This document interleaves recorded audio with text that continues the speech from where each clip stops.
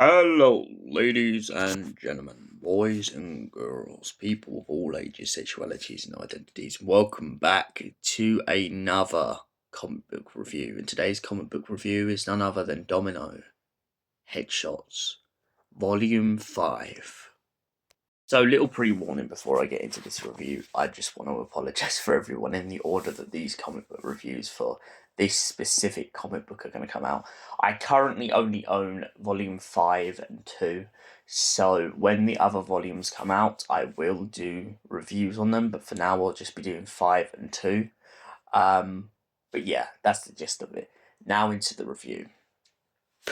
Domino and her friends, the Black Widow, one of the women from Wakanda, and a bunch of other superheroes have all come together to form this team. And essentially what's happened is they have found themselves in the midst of a celestial power. This woman who they killed the husband of seems very mad at them and is trying to take over the world with these powers. She has become drawn and she's pretty much just taken this celestial power and now thinks she's a god. Domino and her friends are on their last legs trying to stop her, but it feels hopeless. Well, until an old friend of theirs turns up and gives Domino the ability of the Celestials. But, of course, she tries to remind her not to let it go to her head. She gives her visions of all sorts of lives she could lead. She could be a conqueror. She could be an eternal. She could be an immortal. But most importantly, she could live among people as a disciple of the gods. But Domino doesn't want this. She only wants this power to be able to defeat the woman she is up against. And she doesn't want it for any other vengeful reasons or anything such as that. She just wants this power to rid the universe of this celestial entity who is trying to conquer everything.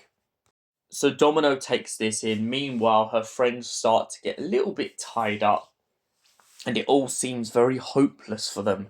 Well, until Domino uses this power and breaks them free of the grasp. But as Domino comes close to killing this woman, she remembers the one thing that makes her so human, and that's the fact that she may be a mutant. She may have powers already, but she knows what it's like to suffer, and she knows that she doesn't want to go anywhere beyond that.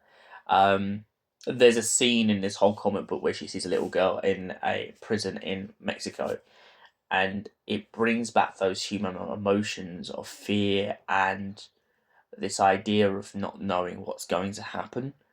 And that is the most beautiful thing in this comic book.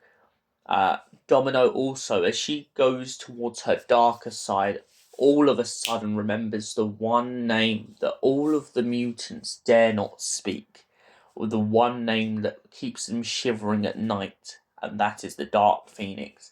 And that really, at the end of this comic book volume, is what brings Domino back to herself.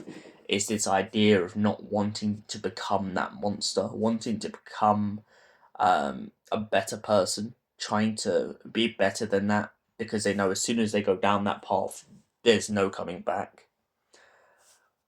So that was the final volume 5. What did I think of it? I loved it. I really love the way that Domino's character art throughout these comic books comes across, especially in this case where she's trying to entangle between being a mutant, being a human being, and just being an honest, decent person. And for that reason, I give Domino Headshots Volume 5 a solid 10 out of 10. Thank you for watching, and we will see you in the next comic book review, which will be Volume 2. Goodbye for now.